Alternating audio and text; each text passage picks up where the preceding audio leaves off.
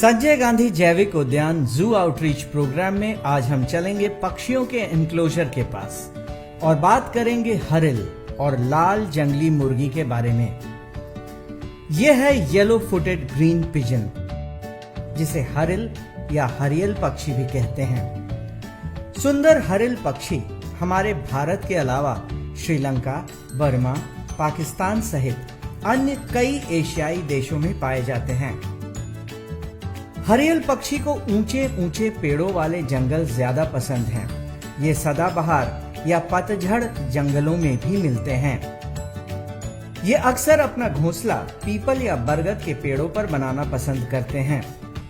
ये दूसरे कबूतरों की तरह ही सामाजिक पक्षी होते हैं। ये भी समूहों में रहना पसंद करते हैं।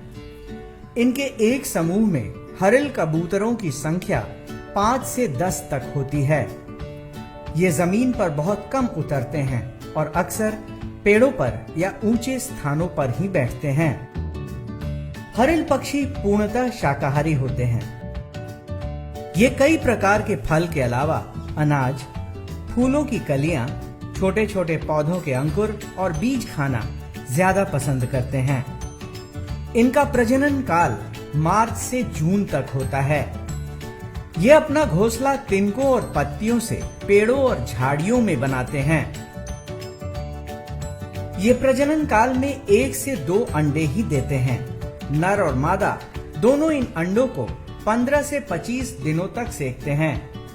इनकी ऊंचाई 33 से 35 सेंटीमीटर होती है। ये कबूतर की प्रजाति है। ये भारत में 4 प्रकार की इनकी प्रजाति पाई जाती हैं और ये देखने में बिल्कुल हरे रंग के होते हैं। और इनके विशेष करके जो इन्हें हारिल कहा जाता है, महाराष्ट्र में इसे होलो कहा जाता है। और ये हारिल पक्षी जो होते हैं, इनकी एक विशेष खासियत होती है कि ये आवाज़ जो निकालते हैं बिल्कुल ह्यूमन की तरह सीटी बजाते हैं। जैसे मनुष्य के द्वारा सीटी बजाया जाता है, बिल्कुल उसी तरह से ये सीटी बजाते हैं। और ये हारिल पक्षी की जो विशेष पहचान होती है, इनके पूरे शरीर हरे रंग का, गर्दन ऑरेंज कलर का, डैने जो है भूरे रंग का होता है। और विशेष करके जो पैर होता है, पैर एकदम बिल्कुल पीले रंग का पैर होता है। संजय गांधी जैविक उद्यान में इनके हारिल के लिए एक विशेष केज बनाया गया है, जहाँ पे केवल ये हारिल पक्षी ही रहते हैं। इनके लिए बिल्कुल एक आवासन की व्यवस्था की गई है कि इन्हें प्राकृतिक वास देने का प्रयास किया गया है ताकि ये प्रजनन का कार्य कर सके। और ये खुले अधिवास की अगर बात करते हैं तो ये लगभग हिमालय रीजन में, विशेष करके हिमालयन रीजन में ये अधिक पाए जाते हैं। ऐसे पूरे भारतवर्ष में सभी प्रकार के जंगलों में भी देखे जाते हैं। संजय गांधी जैविक उद्यान में इनकी जो रख रखाव की व्यवस्था की गई है, इनके रहने के लिए बिल्कुल प्राकृतिक आवास है। और इनके लिए भोजन जो हम लोग देते हैं, यहाँ पे बर्ड मेस देते हैं, फल देते हैं। हरिल के बाद अब हम चलेंगे रेड जंगल फाउल यानी लाल जंगली मुर्गी के एनक्लोजर के पास। देखने में ये बेहद खूबसूरत और आकर्षक लगते हैं।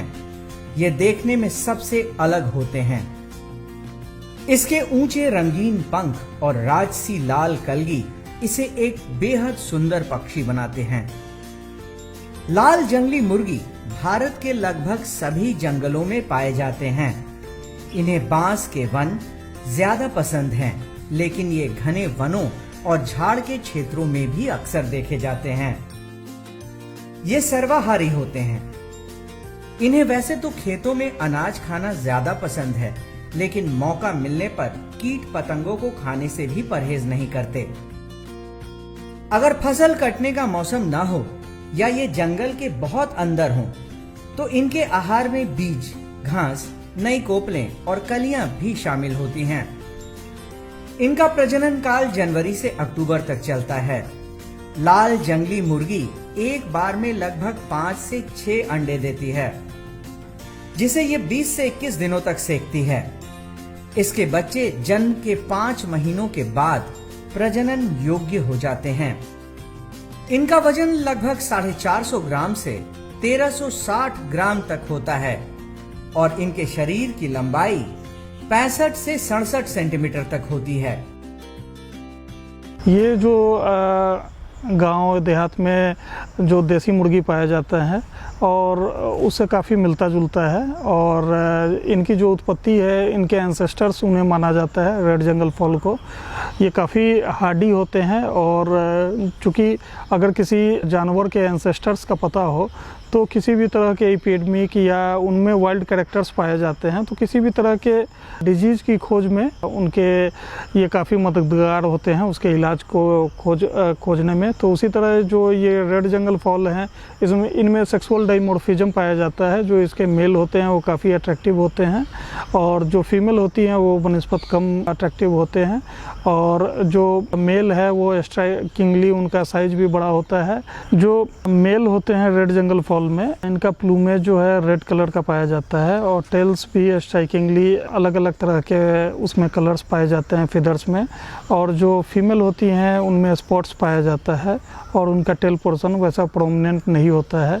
इनका जो IUCN स्टेटस है ये लिस्ट कंसर्न है।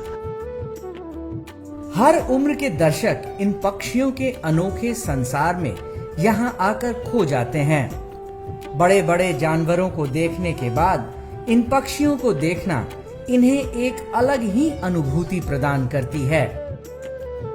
आज के लिए बस इतना ही। कल फिर मिलेंगे एक नए जानवर के साथ, एक नए एनक्लोजर में। तब तक के लिए नमस्कार।